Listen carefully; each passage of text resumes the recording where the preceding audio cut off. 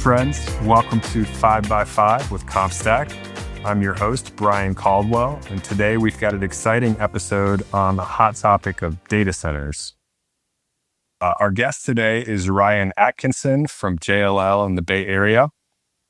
Before we get in the conversation with Ryan, let's take a look at the pulse check, which highlights some of CompStak data on data centers. So looking at AI office leasing growth in the Bay Area, AI firms made up 8.5% of office leasing in 2024, which is up from 6.3% in the prior year. It's dipped a little bit in 2025, down to 4.5%, but still above pre-2023 levels. Taking a look at CompStak's data on the largest owners of data centers, we've got Digital Realty Trust, Equinix, and GI Partners. Of course, we'll have Ryan chime in on those in a little bit here. And lastly, taking a look at NCREIF's expanded property index, data centers posted the second highest one-year return in Q1 of 2025, trailing only manufactured housing. Cool. Ryan, welcome to the show here. How you doing? Yeah, it's a pleasure. Thank you very much. I'm doing great. End of summer, kids are back in school. That's a good thing for all of us parents. I'm sure. I've got a newborn at home, so it'll be a few years it'll be a few years before I get there, but looking forward to it for sure. So, great, Ryan. Why don't you tell us a little bit about your business around data centers, and then we'll get into some of your analysis. Perfect. First, great. Thanks for having me. I've known CompStak for a few years and interface with you guys online and offline. So appreciate the service. My name obviously is Ryan Atkinson. I work for Jones Lang LaSalle, JLL in the Silicon Valley. I have been with JLL for 18 or 19 years, I believe. And my first data center project was 2010 or 11. The market has wildly changed since 2010 or 11 in a number of ways. I'm sure we'll hit on a lot of them. But it is a dynamic, interesting sector of the market that frankly is on a runway that, if projections come true, is going to sort of drastically change the way we look at real estate and sort of AI capabilities across the board for the United States and frankly the world. Yep. I think all of us in some way, shape, or form are using an AI platform in our day-to-day work. I know I certainly do, and we do at CompStak quite a bit. So we know that that's driving demand for data centers, and I'm looking forward to getting your insights on the property type. Which we'll start with your opinion on tailwinds and headwinds that are affecting data centers right now, if you want to give us a few of each. Well, the biggest headwind for sure, and this we'll probably hit on this many times, is just frankly the power availability in the United States and just the access to power, where there's extra power, where extra capacity can be built. And frankly, it's driving real estate decisions for data center operators. It's a power first equation as opposed to a real estate first equation. I'd say secondly, the supply chain is challenged. Just the technological advances, the chips and the servers that we talk so much about and we hear so much about in the news.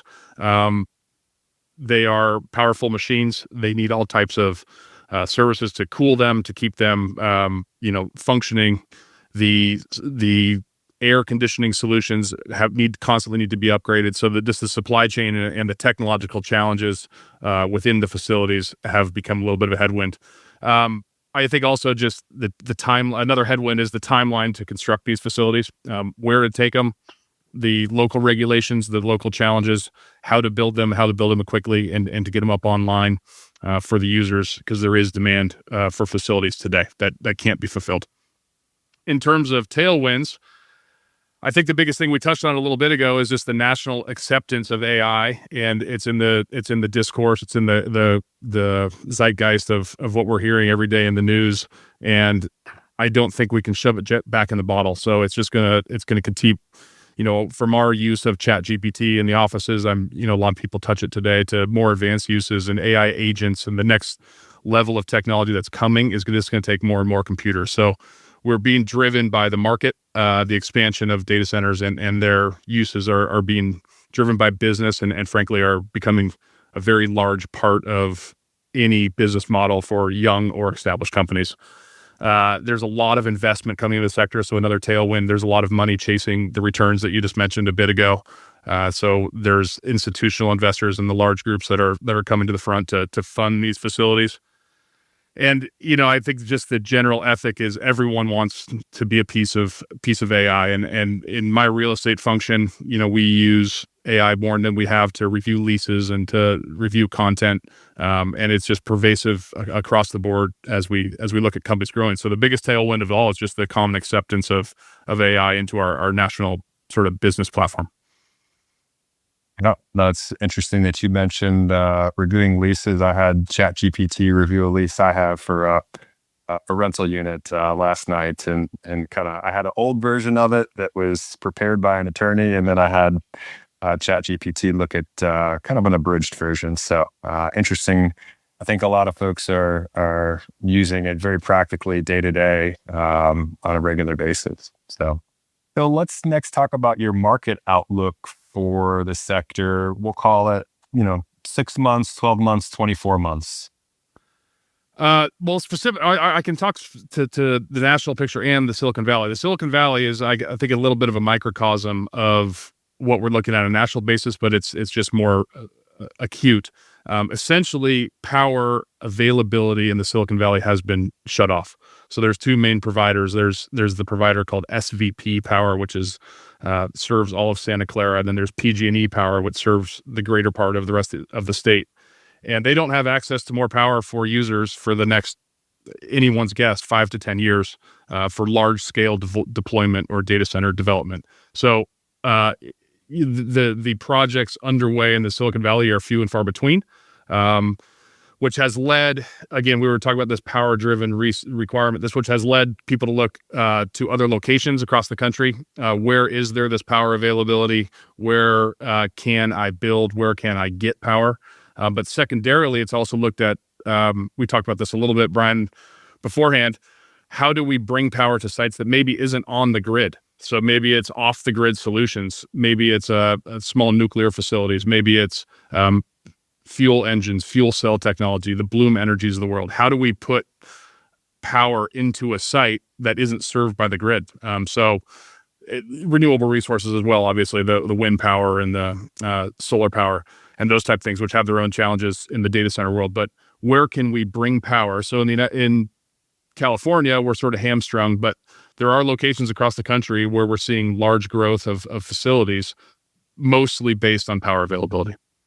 Gotcha. And so I was thumbing through the JLL data center report, and I saw that there's 8 regions in the United States that are, generally regarded as data center regions. So you've got Northern Virginia with 4,900 megawatt capacity. You've got Dallas, Fort Worth with a little over almost 1,200 megawatt capacity. The Pacific Northwest at 900, almost 1,000.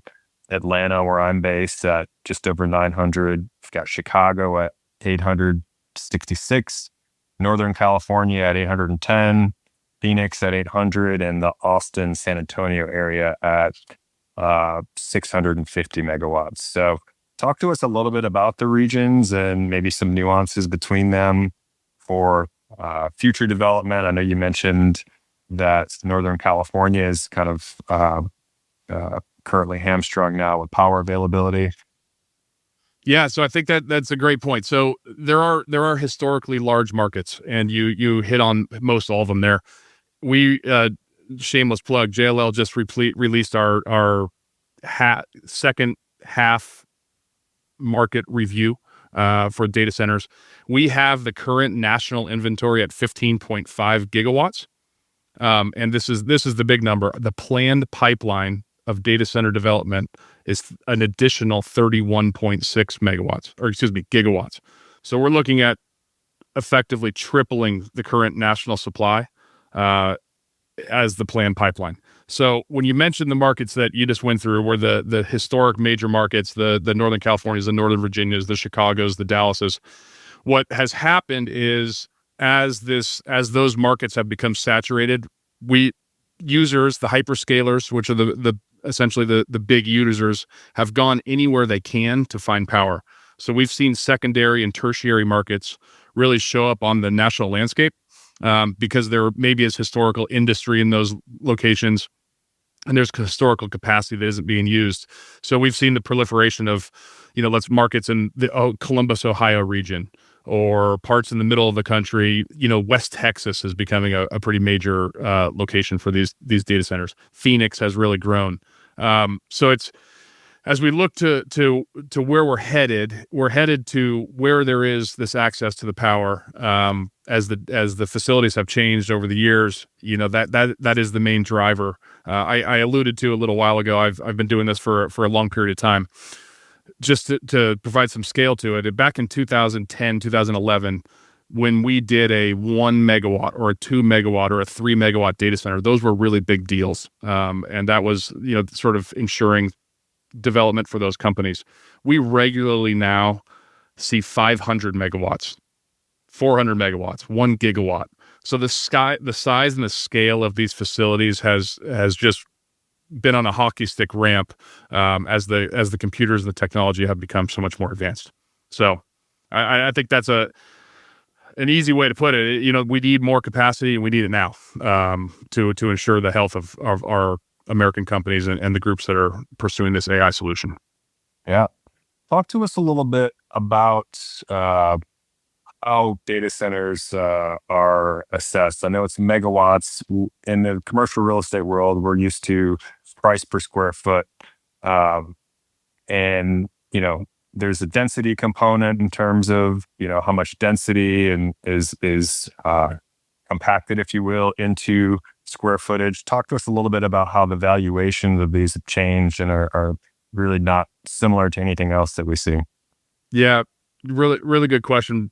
The vocabulary we use in the data center world is very different from the rest of real estate. So most real estate discussions, commercial real estate for sure, is around square footage and lease rates per square foot.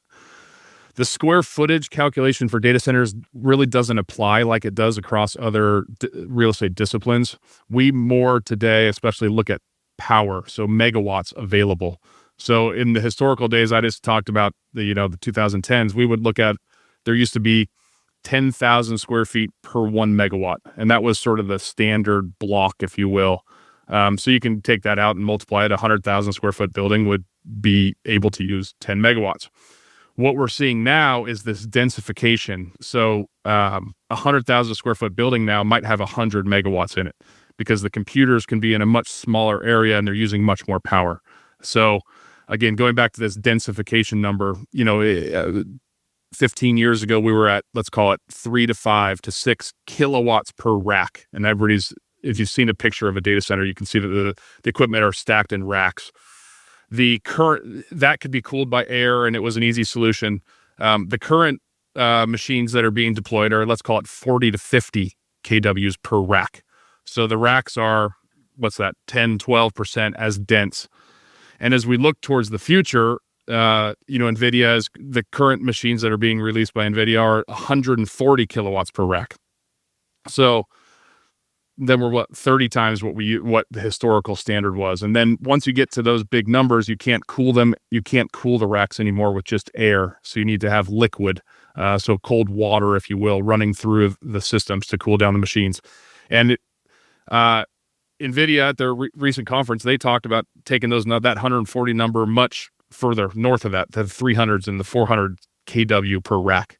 So it's really to your point, the densification. So the buildings don't need to be as big as they used to be, but you need to find solutions to cool more power in a smaller area.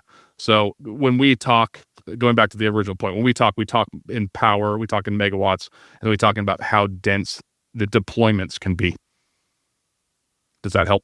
It does help. Yeah. I'm not a math guy, but I think I got your point that things are much more powerful than when you got into it, and the cooling of the systems is much more pertinent now as well. So speaking of cooling and maybe green technology, why don't you talk to us a little bit about water regulations and how those are becoming important for the development of data centers? Yeah, so that's a great question, Brian. So historically, data centers have for the cooling towers and for the cooling infrastructure, have used a lot of water. That water has become a more and more scarce resource, especially in the Southwest or in parts of Texas. So solutions have come up with closed loop, if you will. So you have a certain amount of water or a liquid on site that you're able to recycle and reuse over and over. So you're not essentially stressing the water resources of the town or the district where you're located. There are sites up in the northwest or the northeast that are able to access water from river infrastructure, which makes them more efficient. So I think this really dovetails onto a discussion also about who wants data centers. What are the regulations in areas of the country?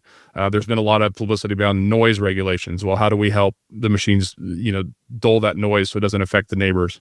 Where do we build these so that we can ensure a more stable grid as opposed to utilizing the power resources that could otherwise, go to municipal reasons and municipal uses for consumers. So as data centers have gotten bigger and bigger and more part of the conversation, also we have seen regulations and processes that are more required to build them in your neighborhood and in your area and in your district. So the just like anything, the continual change of development is a challenge, and we will face it, and the regulations will come to pass, and we'll make these things work and hopefully power the next generation of business in the United States. Great information there, Ryan. Really appreciate your insights here.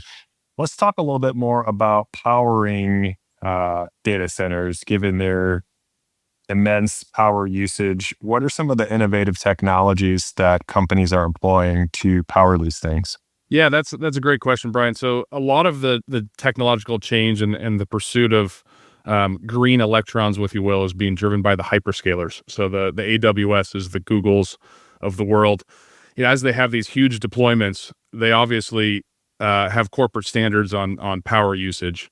So we've seen a little bit of a shift nationally, and there's a drive towards green electrons. So there's parts of the United States where power is 99% renewable. I think of the Northeast per se, or places where there's power coming off the rivers or the water. There's places in upstate North Dakota, if you will, that has tons of wind power. West Texas that has wind power and solar power. So there's been a corporate push to go towards green electrons and how we can build around that. And we've seen a little bit of pricing benefit too. So there's a big equation here, and when you occupy a data center, there's a total cost of ownership. There's the rent you pay. There's also the power you consume. So different parts of the country have different power costs. Where I'm sitting in the Silicon Valley, our power costs are in the 14 to 15 cent per kilowatt hour region. In Texas, that number can be 6 to 7 cents per kilowatt hour. So when you start running through that math, it turns into tens and dozens of millions of dollars per year just based on the power you're consuming. So there's been a drive towards where can I get cheaper power, but also as I pursue cheaper power, how can I get greener power? The Northwest is a good example where there's lots of hydropower, and that has driven sort of a saturation and growth of those markets as well, because they have a little bit of both. They have power and it's cheap and it's green. Great. Thanks for that. I did have a question on other property types that are adjacent to data centers. Are you seeing anything notably in the industrial or office sectors increase around the data center development that you're seeing around the country? Yeah, maybe I'll take that a little bit off topic because you mentioned it earlier, but San Francisco is a good example. So San Francisco, obviously, and the Silicon Valley, the greater Silicon Valley, have always been sort of known as an innovation center. Post-COVID, we've had jumps in activity in the life sciences, and we've had jumps in activity in industrial.